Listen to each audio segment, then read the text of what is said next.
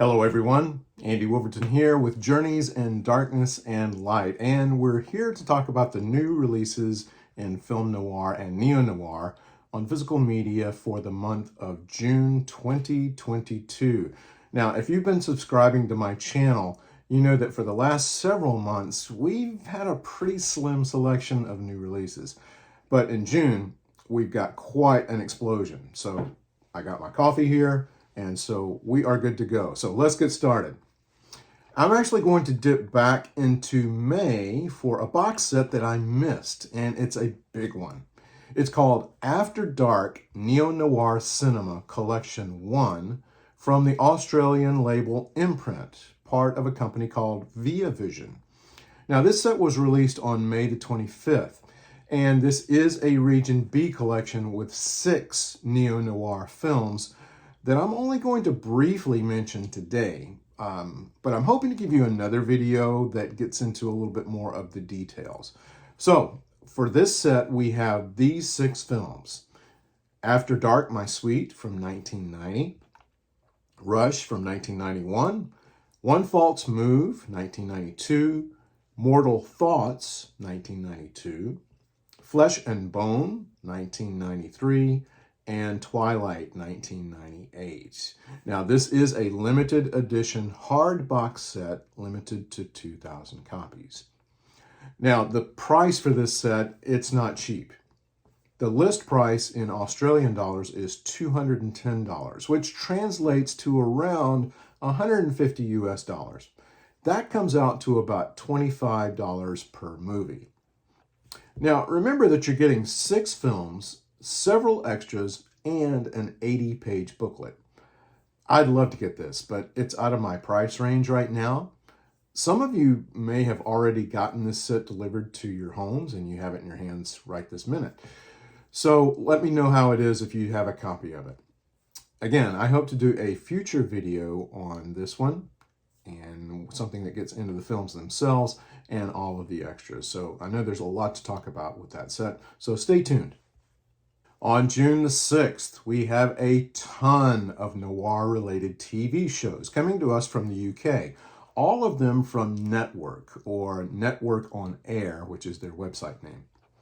You may not be familiar with the names Edward J. Danziger and Harry Lee Danziger, but these American brothers produced nearly 100 films and over 300 television episodes for British and American markets. One of their first projects was a 1954 anthology crime show called The Vice, narrated by Australian actor Ron Randall. Each episode begins with this. The story we're going to tell is about people caught in the jaws of a vice, in a dilemma of their own making. This 2-disc set covers 21 episodes from the first series of The Vice.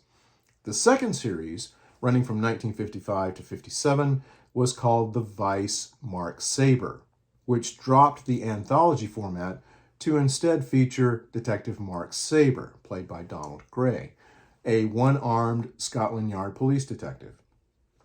In the US, the show was simply called Mark Saber. This 3-disc set covers 32 episodes. In 1958, the Danzigers kept things going with Saber of London, and this first volume features 32 hour-long episodes on 5 Blu-ray discs. Finally, we have The Cheaters, the complete series running from 1960 to 1961, also created by the Danzigers. But this has nothing to do with The Vice or Mark Saber. The Cheaters stars John Ireland as John Hunter, an insurance claims investigator looking into cases involving, quote, murderous pensioners, devious spouses, double-crossing crooks, and opportunistic thieves. John Hunter seems a sort of laid-back Barton Keyes, maybe. Several of the scripts were written by Brian Clements, who is best known for his work on the Avengers television show. The Cheaters is a 4-disc set. Now, Blu-ray.com claims that these are all Region B sets, but the network site says that they're all Region A, B, and C. I'll see if I can get to the bottom of this.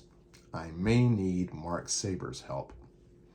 Now, I don't know much more than what I've already told you about these shows, but Network generally does very good work. I usually don't have a lot of extras, so I don't know if these are going to have any at all. If you're going to take a chance on these, here's how the pricing works. The Vice lists for 25 pounds or about $31. The Vice Mark Saber, 30 pounds or $38. Saber of London and The Cheaters, each of those sets, 35 pounds or $44. Now, if you want them all, it's going to set you back 125 pounds or $157, and that's without international shipping. Now, if you've seen any of these shows or if you remember them, let me know what you think. Let me know if it's worth picking up.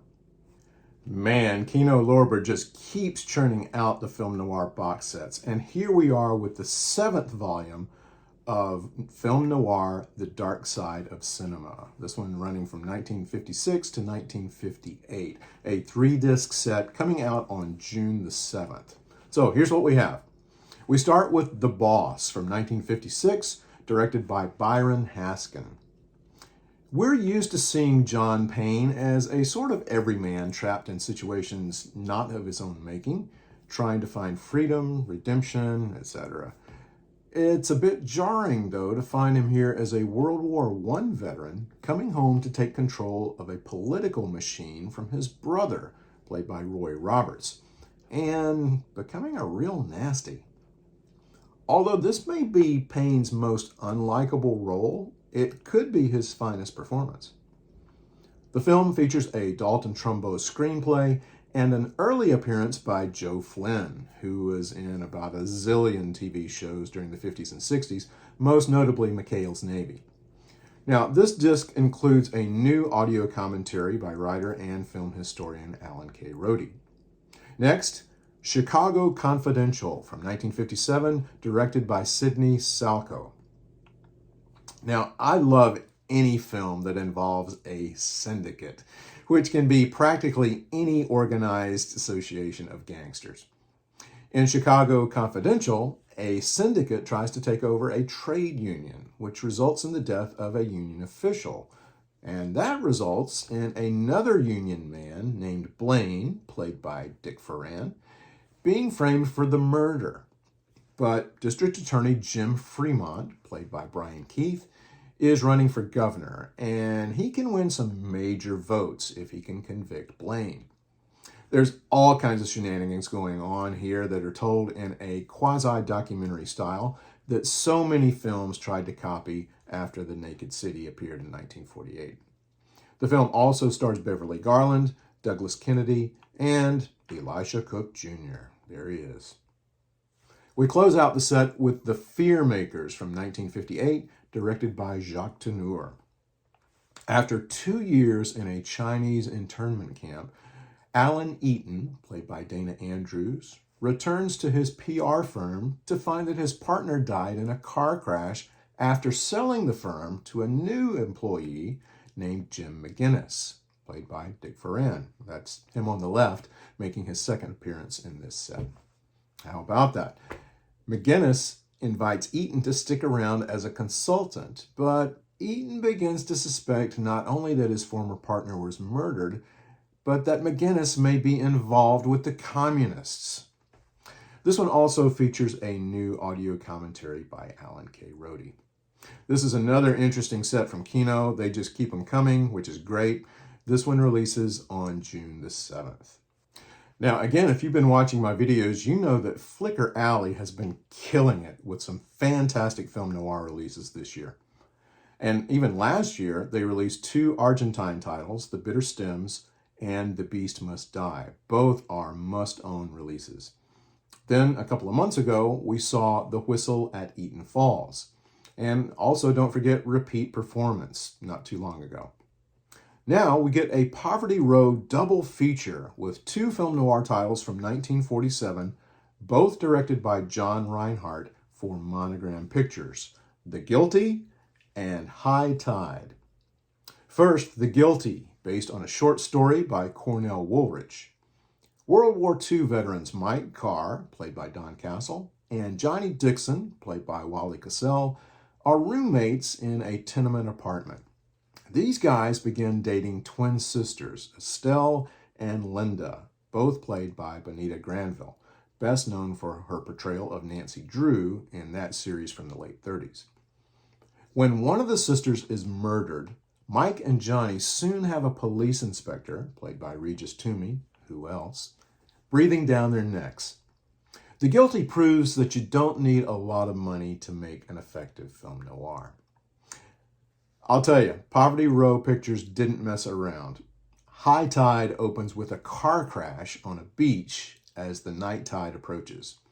Newspaperman Hugh Fresney, played by Lee Tracy, is bleeding out in the car's passenger seat, while a man named Tim Slade, Don Castle once again, lies on the beach, his leg trapped underneath the car.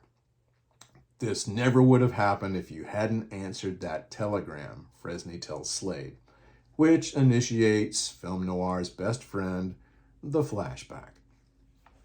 Fresney, who's been writing stories about a gang boss in his newspaper, hires former co-worker turned private investigator Slade to come back and work as Fresney's bodyguard. To reveal more about the plot would ruin the fun, but High Tide is classic B-movie making, complete with the most ridiculous set that's ever been meant to pass for a major metropolitan newsroom. Tracy seemed to appear in just about every newspaper flick in the 1930s and 40s, and his rapid-fire delivery moves faster than a speedy newsroom typist. He's the perfect foil to Castle. An actor Eddie Muller said was so tight-lipped, he was practically a ventriloquist. This double feature restoration is another product of the partnership between the Film Noir Foundation and the UCLA Film and Television Archive. Now for extras, get ready. There's a lot. First, we've got an introduction to both films by Eddie Muller, a featurette on the producer of both films called Jack Rather, A Legacy of Film and Friendship, produced by Stephen C. Smith and Alan K. Rohde, featuring interviews with Chris Rather and Gretchen Castle-Bernfeld. Then, a documentary titled Nightmare, The Life and Films of Cornell Woolrich by Stephen C. Smith and Eddie Muller, exploring the life and work of writer Cornell Woolrich. Another featurette called John Reinhardt, Direction Without Borders, produced by Stephen C. Smith and Alan K. Rohde, featuring interviews with critic Dave Kerr, film historian Marina Elena de las Carreras, former child actor Gordon Gebert, and Alan K. Rohde. And there's more. Lee Tracy, The Fastest Mouth in the West, a profile of the actor by writer and film historian Imogen Sarah Smith, plus an audio commentary for The Guilty by author and film scholar Jake Hinkson, an audio commentary for High Tide by Alan K. Rohde, and, gotta catch my breath, man, there's a lot of stuff. A souvenir booklet featuring reproductions of posters, lobby cards, and stills from both films, including a book-to-film essay by Brian Light. Man, this is a treasure trove, folks. Do not miss this release. Hey, we are just getting warmed up here. On June the 13th, the UK label Network has another release, The House Across the Lake from 1954, directed by Ken Hughes, who directed a lot of terrific Brit noir pictures, including Little Red Monkey with Richard Conte and The Long Haul with Victor Mature and Diana Dors. The House Across the Lake has been available on DVD from Network since 2014, but now is getting a Blu-ray upgrade. American novelist Mark Kendrick, played by Alex Nichol, gets to see how the other half lives, particularly the rich British people in the manor across the lake. Kendrick meets the pleasant but ailing Beverly Forrest, played by Sidney James, and his gorgeous blonde wife Carol, played by Hilary Brooke, who has her eye on Kendrick. Now, Beverly is loaded, and Carol informs Kendrick that after her husband keels over, the money's all hers. Or, if Kendrick plays his cards right, theirs together. This may sound a bit too much like The Postman Always Rings Twice or Double Indemnity, but House Across the Lake has a lot going for it on its own merits. Now, Ken Hughes, who is just getting his feet wet behind the camera with this, his fifth feature film, delivers a terrific script and helms a movie that doesn't feel like the B movie that it is. You frequently find American stars headlining post-war British films, but in this case, Alex Nichol is unfortunately the movie's weakest link. Both Brooke and James are at the top of their game, and Nichol's performance, unfortunately, is not as strong. Still, this is a really good Brit noir. The Blu-ray features some extras that weren't on the DVD, which is always nice.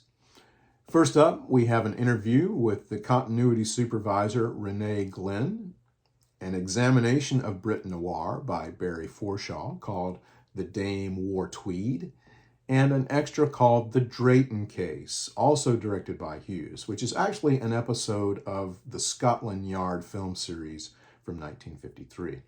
There's also a limited edition booklet written by Neil Sinyard. On June the 14th, we've got a re-release of The Black Dahlia from 2006, directed by Brian De Palma. This is coming to us from Mill Creek. Now, since this is a re-release, I'm not going too deeply into the story, but the film is based on the 1987 novel by James Ellroy, which in itself is based on the famous 1947 murder of Elizabeth Short. The film stars Aaron Eckhart, Hilary Swank, Josh Hartnett, Scarlett Johansson, and more. Now, The Black Dahlia was originally released on Blu-ray in 2010 from Universal, a disc that contained 3 extras, including an overview of the actual crime, a behind-the-scenes featurette, and a look at how De Palma worked on the film. Remember that what we have here coming out is from Mill Creek, notorious for having no extras.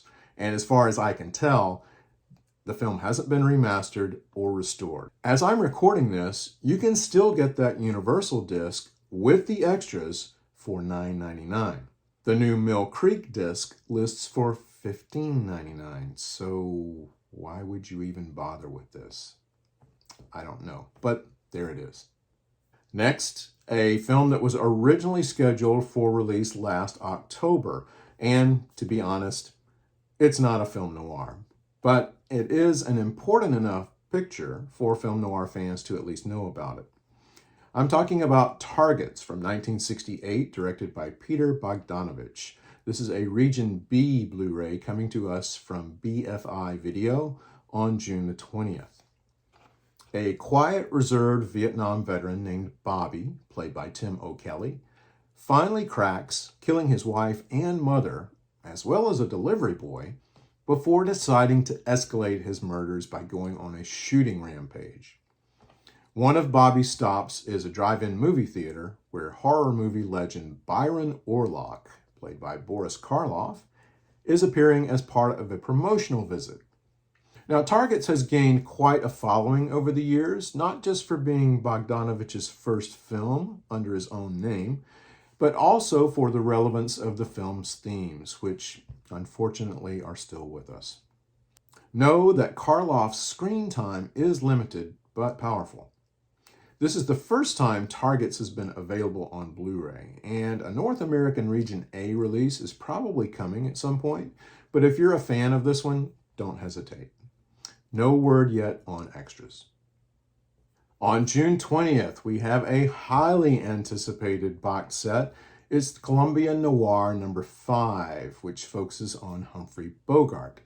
This comes to us from the UK company Indicator. Now, I've already covered this set in a previous video, so please check out that link in the notes. Next, we have Stanley Kubrick's second feature, Killer's Kiss from 1955, now available on 4K from Kino Lorber. This is coming to us on June 28th. Now, most of us probably own this on the Criterion Blu-ray of The Killing, where Killer's Kiss was a supplemental feature. I'm not sure what this release will have in the way of extras beyond that release, but it's coming, and it's only a 4K Ultra HD disc, no regular Blu-ray included.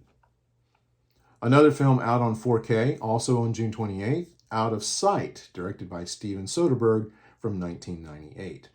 This one was originally released on a Universal Blu-ray in 2011, but this time we're getting two releases of the same film from Kino Lorber.